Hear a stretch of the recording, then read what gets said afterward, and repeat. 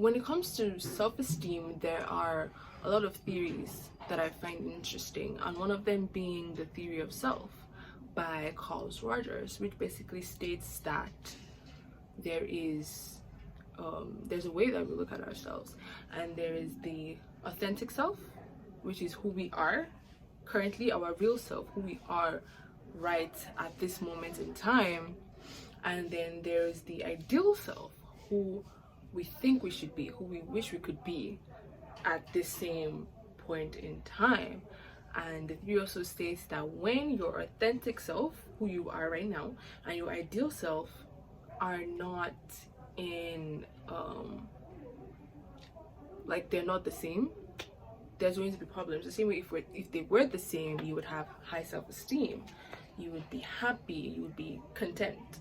But then when they're not the same, which is often the case for a lot of people, there's going to be problems, there's going to be discomforts, tension, low self-esteem essentially. And you know, something that I have observed and cannot deny is the fact that a lot of the time our self-esteem is often controlled by other people, or how we see ourselves is often controlled by other people. And is there really anything we can do about it? I don't know, because as human beings, we are social creatures. We can not help but be with each other. We cannot help but have each other. I mean, there's another theory on self, and that's the sociometer theory, and that basically states that as social creatures, we cannot help but need to connect to each other. We need to connect with other humans. And so it's saying that your self-esteem is basically a measure on how well you're able to connect with other people socially. So if you have high self-esteem, it means you're socially accepted. That means you're doing a good job in the connection part. If you have low self-esteem, that means you're not connected enough.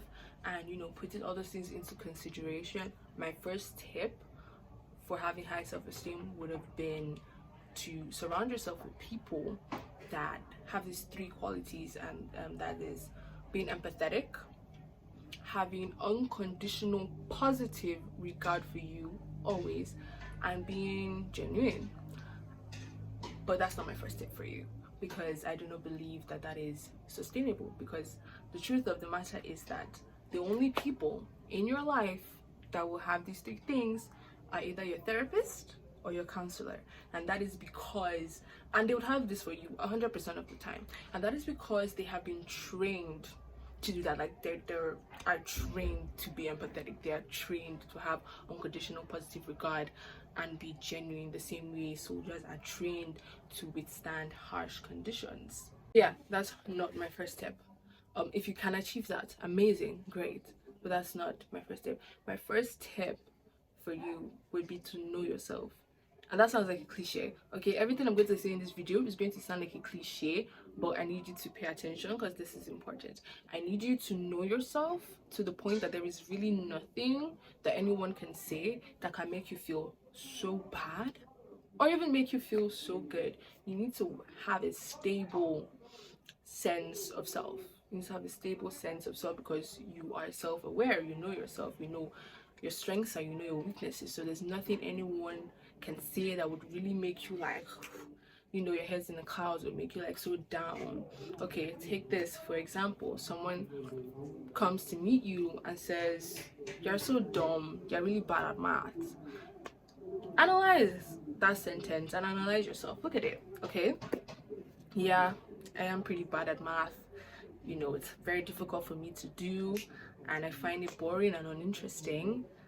It's not really something I want to be good at because I'm not interested, so I'm going to be bad at math forever. And that's okay. It's okay to not want to improve on that thing because you don't have an interest. But then you look at the other part and it's like, but I'm not dumb. Okay, I'm bad at math, but I'm not dumb. I'm good at geography. Okay, I can name all 54 countries in Africa and tell you the exact geographic location. I can tell you the distance between two countries in kilometers easily. So I'm not dumb, but I'm not good at math. So that sentence doesn't really have so much control over you. Definitely, yeah, this having this mindset is going to take some time. It's going to take a lot of time. But if you are doing it consistently and you're consistently trying to know yourself, know your strengths, know your weaknesses, know your insecurities, be comfortable in them. Okay, be comfortable in the discomfort. Okay, acknowledge them. You will be fine. You will get better and you will start to have a higher sense of self, because nobody can really tell you anything that would throw you off. You also need to start seeing yourself positively, and one of the ways that you can do that is by having meaning or purpose. Okay, and I don't mean just like having like superficial success, like, oh, I'm gonna have money, I'm gonna make all the whole money, though. I mean, you need to have money either way. In terms of being superficial like that, you need to have money either way. It needs to be deeper, knowing that you're in this world to do something great, and then already doing it. Okay, and that means different things to people. My greatness may not be your greatness. Okay, and this is where a lot of the scientists come in to say that, oh, this is how people created religion or created a god to give themselves some kind of meaning. Personally, I do not believe that. I'm a Christian. I believe Jesus was and is a real person, and he came down as a man and died for you and I. But what I'm just saying is that your religion could be your meaning. Passing on your religion, passing on your beliefs could be your meaning. Your family, taking care of your family deeply, trying to understand them the best you can, could be your meaning, could be your greatness. Okay, helping people could be your meaning and your greatness. So it's all about having something, knowing that you're pursuing something, you're pursuing this feeling of self-worth relentlessly. Okay, and knowing that you're so close or you're already achieving certain things, it will definitely help your self-esteem. Okay, definitely. But then there's a challenge, but it's not really a challenge. I'm just going to call it a challenge. I see it as a challenge, and that is that with those things, they are still slightly or even mostly dependent on people.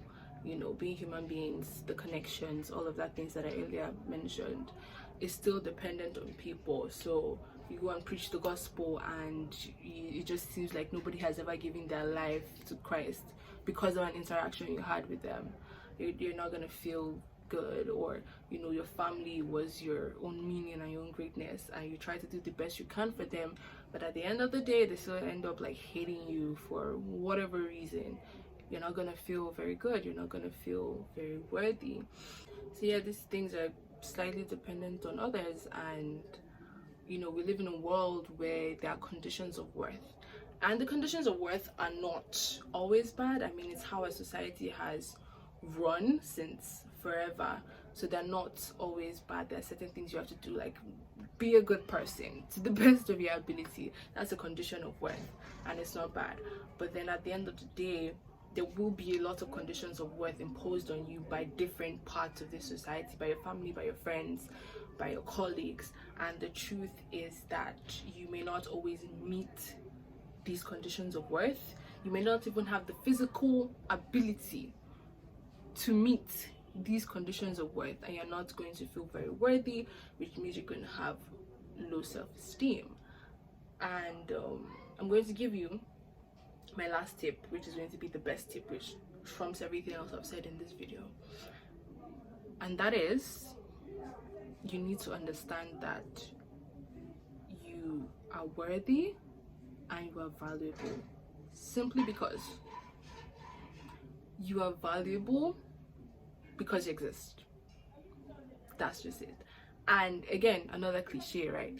But I really need you to think about that statement, because when I thought about it deeply, I was actually crying. I was crying because I am someone, the other way, I've had like relatively high self-esteem my whole life, and that was because I was able to meet most of the conditions of worth set out for me. It was like, oh, have good grades, I did that. Be talented, I did that. Have a skill, I learned it. I did that. Do these things, be pretty, look good. I hit most of those conditions of worth, and so I had a relatively high self-esteem. But then when I hit the lows, the times when I had low self-esteem, they were really bad. They were really, really bad, because it hurts even more when you know that you tried your best to meet these conditions of worth, but then there was always still something, there was always still a reason for you not to feel worthy, not to feel valuable, and that was just the worst feeling ever. And it will happen because you cannot meet all of them. It is physically impossible. But understanding that you are valuable simply because you exist, I don't even have words. So having the understanding that you cannot meet all these conditions of worth, all these standards set out by society for you to have, but you are worthy regardless because you're just here. That's what's most important. Understanding that you are valuable simply because at this point in time in history, you came to be. That you are existing and living and breathing and perceiving and having experiences. Those are the reasons why you are valuable. Those are the reasons why you deserve to look at yourself highly. Those are the reasons why you deserve to have a high self-esteem, simply just cause. And I want to talk to the people like me who, which is more or less everybody, but you know, people who did it more, who constantly try to hit these conditions of worth set out by society. You are not valuable because you're smart. You're not valuable because you are conventionally attractive. You are not valuable because you could solve all the maths, or you could hit all the high notes, or you could dance all the moves. That is not why you're valuable. That is not why. You are valuable. You are worthy. You deserve to be confident simply because you exist. I'm about to cry. But yeah, when you deeply think about it for a good time, you know, especially as someone who has constantly tried to, you know, attain that worthiness, it really, it's a confidence boost, even without the other things. In fact, it's a weight off your shoulders, knowing that you don't have to achieve so much to feel it. And again, it's not something I expect to come easy, but think about it often. Actually think about it often. Think about the statement, you are valuable because you exist. Okay? And not only is that statement correct, like morally or, you know, otherwise, but it is scientifically and psychologically accurate. You are valuable because you exist. That's just it. That's just it. So going back to the first theory, when you think about your ideal self, who you think you're supposed to be, don't. Just think about yourself right now. Think about who you are right now. Think about what's important to you right now. Is there something you want to do? Do it. What's important to you right now? Focus on that. I really hope this video was helpful. I really want to encourage you to share it. I know I tell you to share all my videos, but I really want you to share this one specifically because low self-esteem is something that a lot of us are dealing with, and I think this video could help someone, and I really hope it helped you. So yeah, thank you so much for watching. Is there anything else concerning psychology that you would like me to speak about? I would be happy to do my research and come back and talk about it. So yeah, thank you again for watching, and I'll see you guys in the next video. Bye guys.